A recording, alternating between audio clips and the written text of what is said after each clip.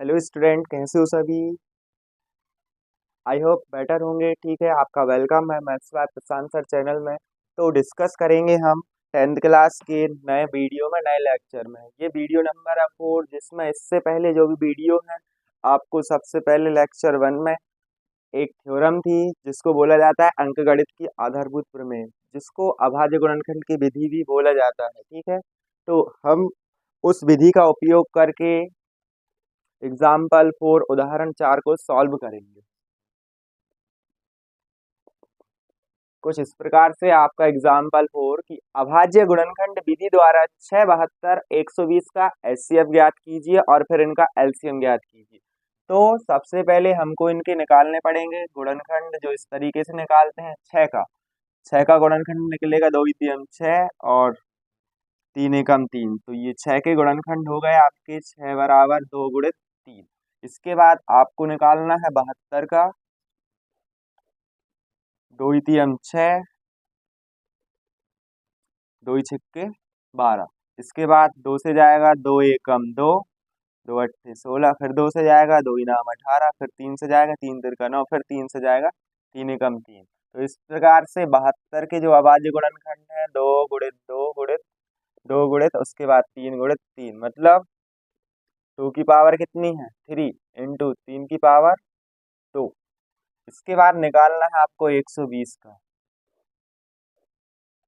120 का निकालेंगे तो 2 से जाएगा 2 छींग 12, 2 शून्यम शून्य, फिर 2 से जाएगा 2 तियम 6, 2 शून्यम शून्य, फिर 2 से जाएगा 2 एकम 2, 2 पंचे 10, फिर जाएगा सीधा 3 से 3 5 15, फिर सबसे लास्ट में जाएगा 5 से 5 एकम 5। इसके बाद 120 के अभाज्य गुणनखंड आ जाएंगे आपके 2 गुणित 2 गुणित 2, 3 गुणित 5।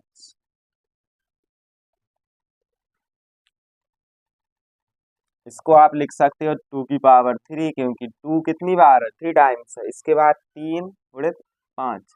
अब आपको सबसे पहले निकालना है एचसीएफ।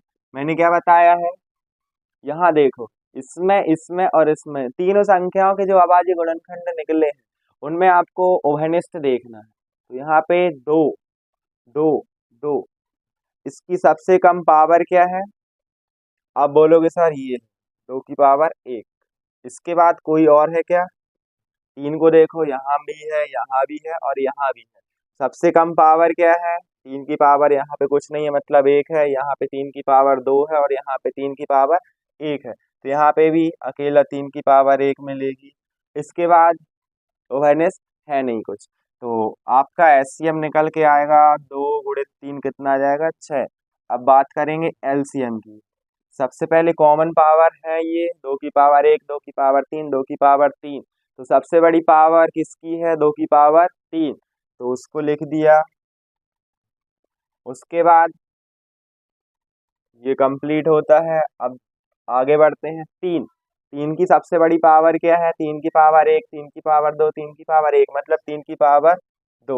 ये भी सॉल्व कर लिया। इसके बाद यहाँ कुछ नहीं बचा, छोड़ दीजिए इसको। यहाँ पे भी कुछ नहीं बचा, यहाँ पे बच रहा है क्या है 5, तो 5 को लिख देंगे।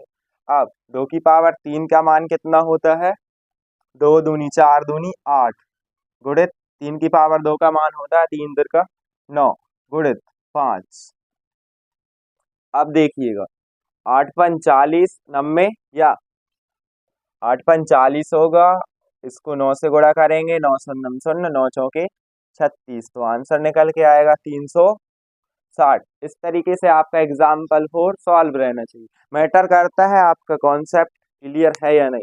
अगर आपसे आपका कॉन्सेप्ट क्लियर है तो इस तरीके की जितने भी क्वेश्चन आ सकते हैं तो आप उनका बहुत आसान तरीके से एचसीएफ और एलसीएम निकाल सकते हैं।